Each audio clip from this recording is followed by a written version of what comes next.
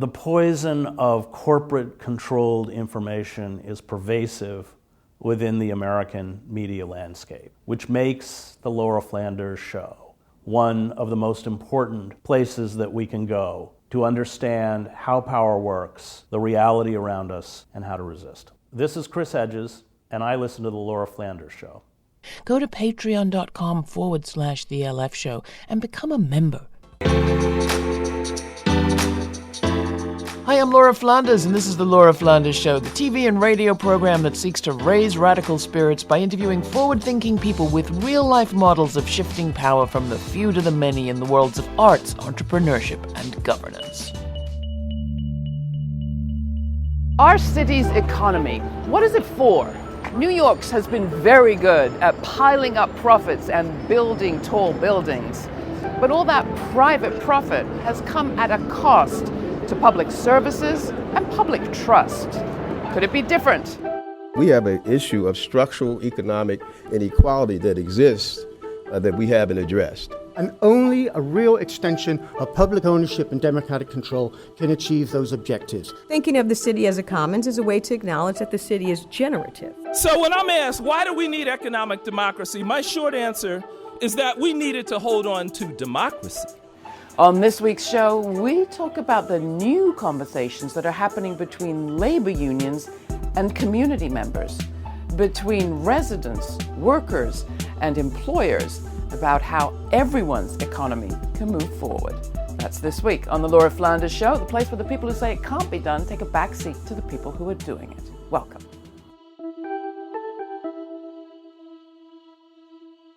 Interest in the question of the economy is growing, as evidenced by an oversubscribed conference held at what used to be the Murphy Center, now CUNY's newest college, the College for Labor and Urban Studies.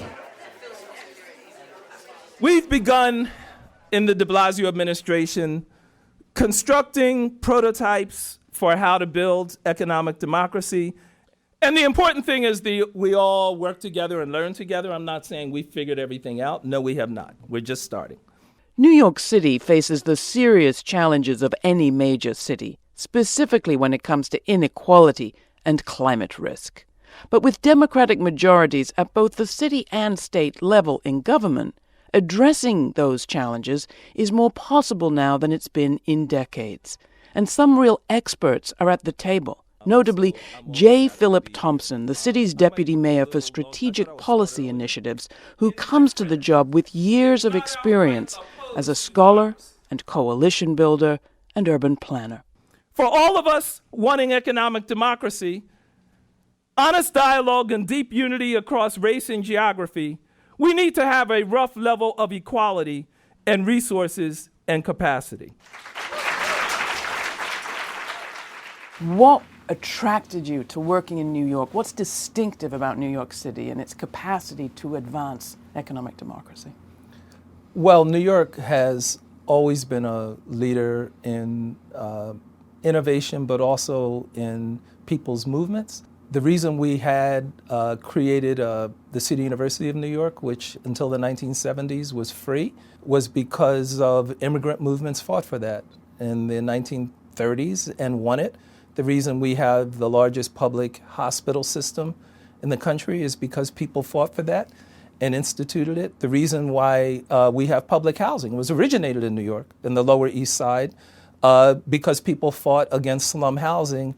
And these programs created the great middle class that America takes great pride in, but it actually came from these kinds of initiatives and these kinds of struggles. What do you lift up as the economic democracy initiatives that you're most proud of here in the city so far? Well, we are struggling with this, but one of the things that we're working on is actually using the institutions that I mentioned as anchor institutions. The hospitals alone in New York spend $12 billion a year buying goods and services. Why can't we use some of that $12 billion spend to build firms that are democratically run and controlled, that have the welfare of the community and their workforce as a priority? Companies that actually have a civic core to them, why can't we build those kinds of companies? Because Around the world, there are plenty of examples. The idea that the private economy will take care of everyone's prosperity and all you have to do is leave it alone is a myth. And what we're really saying is local government has to step up, and we actually have to plan and ensure that our dollars, our public dollars, are being used in the best possible way for the residents of this city. And that means building companies that are responsive to the people of this city. One of the many ways people are approaching economic democracy is through the city's healthcare budget. A group of advocates organized to approach the state legislature, myself included, as I was serving as the chair. Roger Green, Executive Director at the Du Bois Bunch Center for Public Policy, speaking at CUNY's School of Labor and Urban Studies, Our Economy Conference this May 2019. Of the Committee on Children and Families to create a new institution in Brooklyn, which we did, a children's psychiatric hospital built at a cost of about $54 million, state-of-the-art institution. Just incredible space. And the medical director turns to me and he says, well, there's one problem. The children, they don't want to go home. And that was my epiphany. We have an issue of structural economic inequality that exists that we haven't addressed. We spoke to former New York State Assembly member Roger Green about his vision for transforming this, the largest sector of New York's economy. Let's talk macro to begin. Where do you see the connections between the economy and healthcare? Well, in New York City and New York State, healthcare is the largest sector, and so, what we're looking at is the anchor institutions, particularly in Brooklyn, being leveraged to address the structural economic inequality that has plagued Central Brooklyn for some time. Huge contracts are given to major corporations, bypassing the local economy, which is struggling with wage insecurity, asset depression, population displacement, and all of that could be addressed if, in fact, the healthcare institutions themselves started to redirect their contracts back to the local economy. By redirecting those contracts back to enterprises that organize as in a democratic way with workforce democracy, unionized worker co-ops, we address two things. Number one, we provide a living wage, but also a broad-based profit sharing. Third thing it would do is it enhances the civic infrastructure of a community by having people within those enterprises actively engaged in the practice of democracy. We think that's important also. We have a silver tsunami coming in New York, where 1 in 5 New Yorkers will be elderly in need of home care. Home care workers right now are paid minimum wage. They're poorly trained.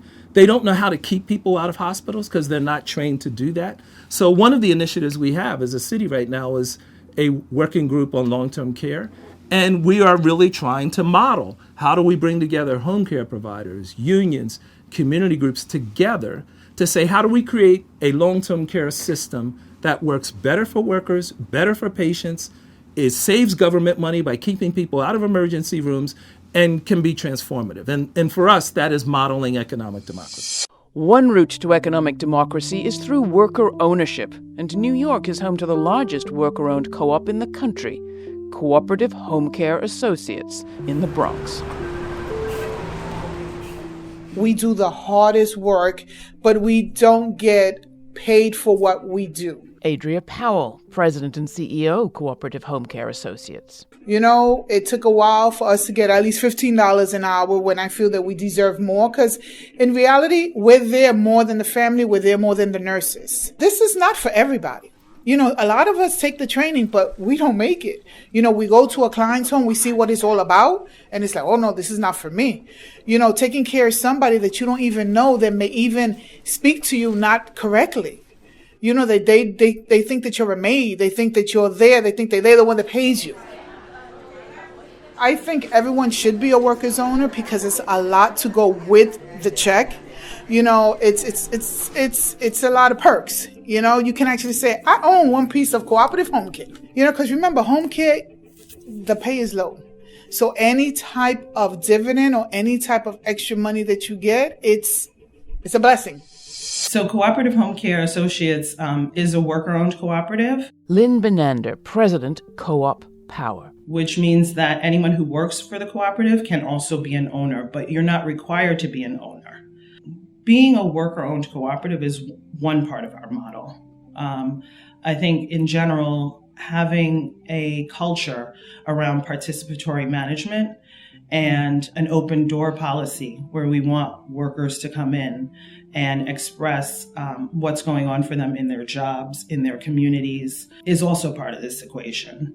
And respecting and valuing the workforce and understanding that we need to invest in the workforce for them to have quality jobs so that they can go out and provide the kind of care that some of New York's most vulnerable populations need.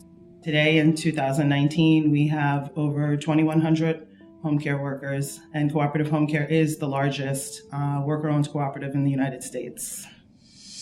Some trade unions are thinking about worker ownership too, like 1199, the healthcare workers.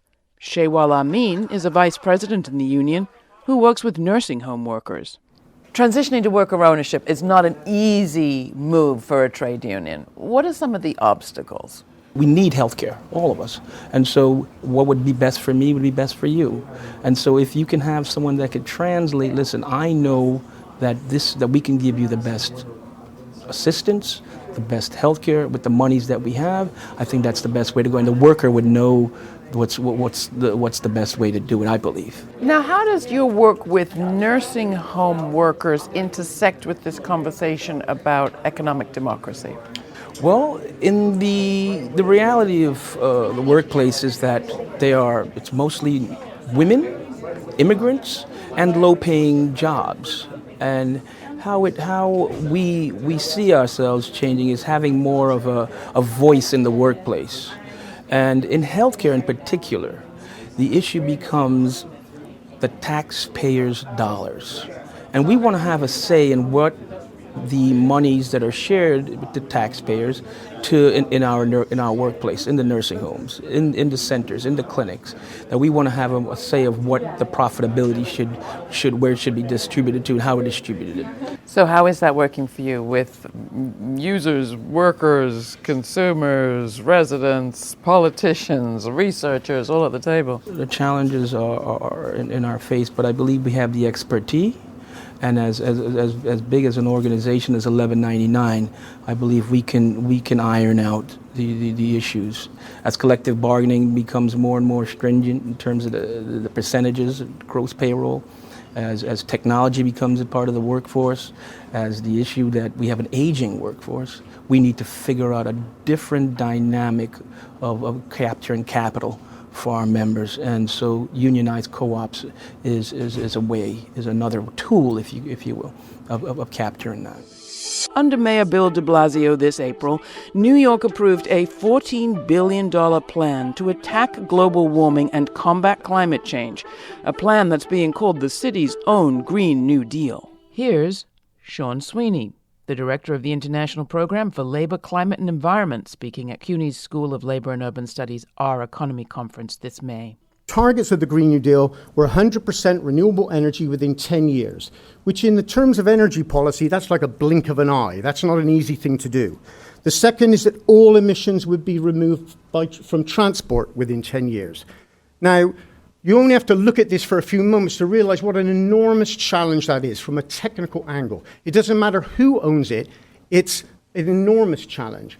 But if it's left to investor whims and scruples, essentially we have no chance. Even with full economic democracy and public participation, that will be a difficult task. But that is our task, it's our historical opportunity, and it's our responsibility to rise to that task.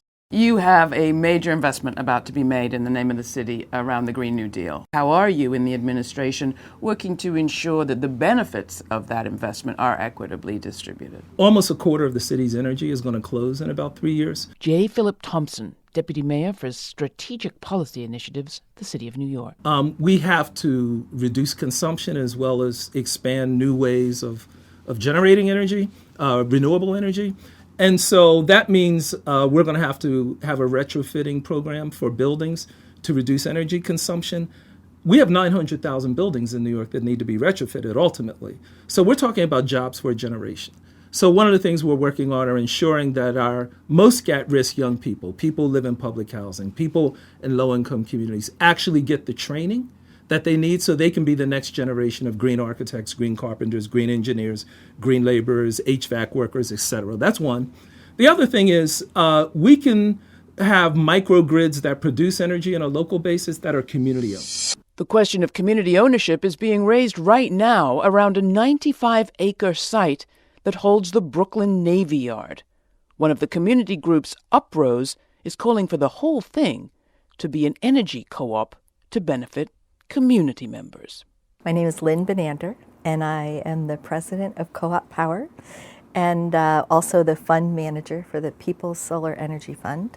I get to talk to people about what their dreams and hopes are for how they want energy to happen in their community, what green jobs they want, what kind of investments they want to be making, what assets they want to own together. I am so excited to be working with leadership here in the city of New York because they're already doing things in a different way. They put out a request for proposals to put solar on the Brooklyn Army Terminal roof. It said, we want the power to go to low-income people in this community. And we're willing to reduce the lease payment if you'll give more of a discount to low-income community members. And we want Uprose to end up with some ownership of this project in the end. So you're talking about power, energy, electricity, and power decision-making. Yeah. And the power that comes from owning assets in a space. So co-ops, I mean, a lot of people associate the word co-op with their local cafe. Are co-ops really able to deal with energy production and electricity and solar power? Absolutely. So 75% of the land mass in the United States is served by electric cooperatives because when Roosevelt was president, he looked around and said, oh my goodness, this electricity is really changing how people can engage in their communities, but economically, and we can't leave rural America behind. Within 50 years, the entire rural America was electrified, and that's all by building cooperatives. Rebecca Leary was one of the organizers of the Our Economy conference at CUNY. I think that with the hardship that we are all facing, every once in a while there's hope and compassion that gets breathed into the solution. And that's happening in different places. You know, one of the things you see about cooperative economics around the globe and historically is people study together and then they start a business, or they start a business and they study together. So we want to give them more content to study with. We are putting together a zine along with the Bronx Co-op Development Initiative. And so there'll be something from every workshop that'll be written up by a student or community activist. So there's a way to bring this into the classroom. Folks are studying this, people are writing about it. But when I say it's plural. It's plural. There are a lot of different ways to go into it. Worker co-ops come in all shapes and sizes, not to mention flavors. Kaona Kitchen catered this Our Economy conference. We went to look at the backstory to this worker-owned cooperative kitchen based in Brooklyn, New York. Shilpa Nandwani. Kaona in Punjabi means to feast now, and kaona in Visayan, which is a dialect in the Philippines, means to eat now. So that is just an example of how our worker co-op fuses both of our cultures together. One thing that we do is take these traditional meals and make them a little bit healthier without losing the history or the fun or the kind of attachment that someone might have with a dish. And we do that because when you go throughout the United States and even throughout the world, our communities, the Filipino and Indian communities, often live right next to each other. Mm-hmm. Cole Carruthers, co-founder, Kaona Kitchen. And in history, our communities have had a lot of interaction. And so we're bringing that story and those flavors together side by side because they also taste really good together. You know, I think more and more under like the leadership that we're in the United States and even across the world, we're seeing just like a heightened sense of repression against people who are working, who are going out there, sacrificing their health and they're trying to make a living in order to feed their families and then ultimately feed the nation. And so for us, being able to bring a whole new alternative of what economy can look like through worker cooperatives is really important, because we see that the people who are making the decisions on where the profits go, who we cater to, for example, are they aligned with our mission and values, are all really important, and we will always put people and our community before profits. We're having this conference talking about economy, talking about where money is going, where the government allocates money, and knowing that almost $200 million every year is spent on a different nation's military and police that has, in the past 2 years, killed 27,000 Filipinos. That is part of our conversation. There are so many other places that this money can go, and worker cooperatives is one of those. Creating solidarity economics is one of those. Education is one of those. Healthcare is another one. And so when we go to talk to our representatives who are supposed to be representing us, we are going as grassroots organizers, we are going as worker owners, we are going as people who are looking at the global effects of imperialism and of capitalism, and we know that just between the two of us doing this thing, that's not enough. So how many people can we reach? How many people can we convince and influence that these things are all connected and that we are stronger together? That is where our worker cooperative can go and is going. We're not just trying to be another catering cooperative. We're trying to be part of a larger movement. Capitalism has always piled up profits. The question is, what do they do with them? Industrialists in the 19th century and others invested in things like this, a public library to share some public goods for the benefit of everyone. What's happened to that concept? It's feeling increasingly relevant, but public goods and space and resources are increasingly scarce. Professor Sheila Foster at Georgetown Law is advancing the idea of something she calls a co-city. If we think about the commons, we think about the natural environment, our God-given world, the lakes, the trees, the hills, the oceans, etc. That's our traditional concept of the commons. It's something that we all own in common and that the government holds in trust for us. But when you come into a city, you see that the city is a highly privatized landscape, right? Although it used to be a common, let's say just land, people came on and they plopped their houses down, they plopped their businesses, and they bought things up. So how do you bring the concept of we all own something, this is all of ours, to a place that's highly privatized? So we see land trusts popping up in cities like New York City, like London, all over the world, really.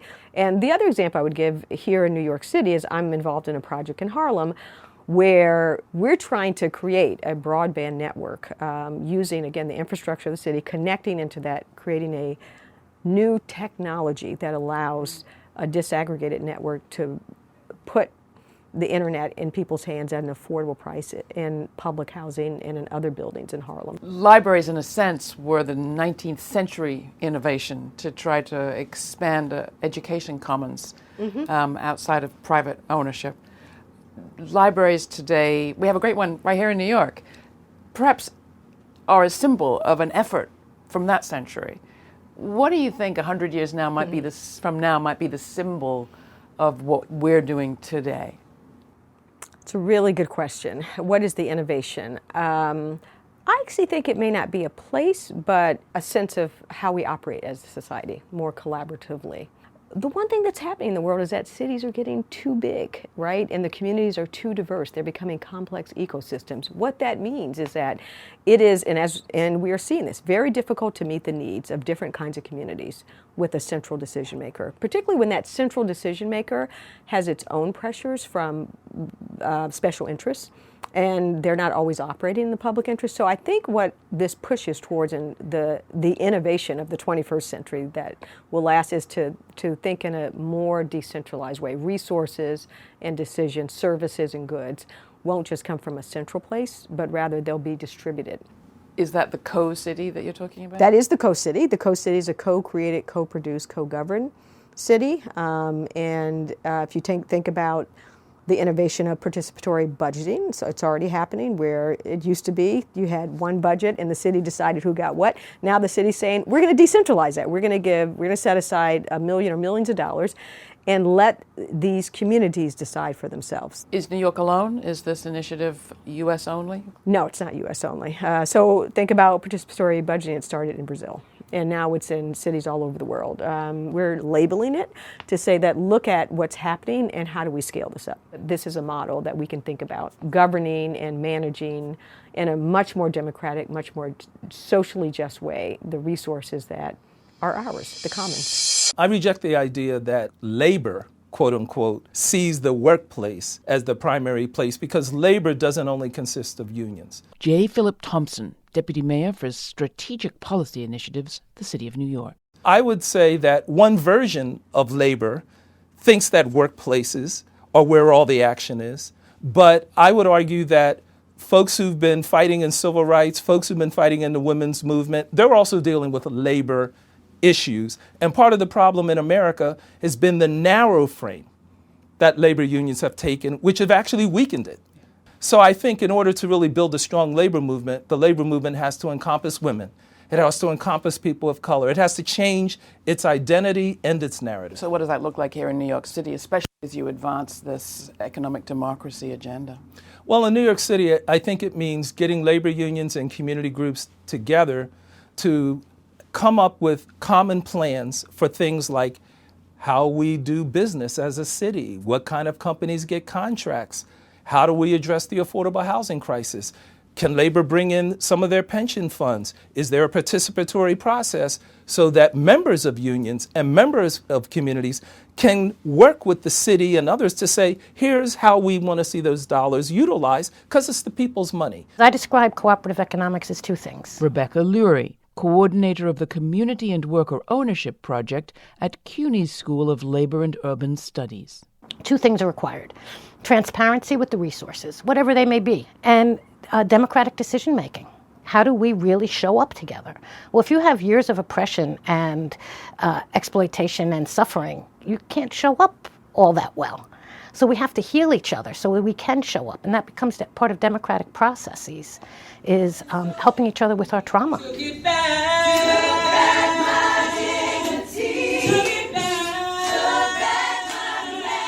You've been listening to Whose Economy Is It?, a special report on some of the conversations that are happening these days among labor unions, residents, workers and employers about how everyone's economy can and must move forward in a newly equitable way.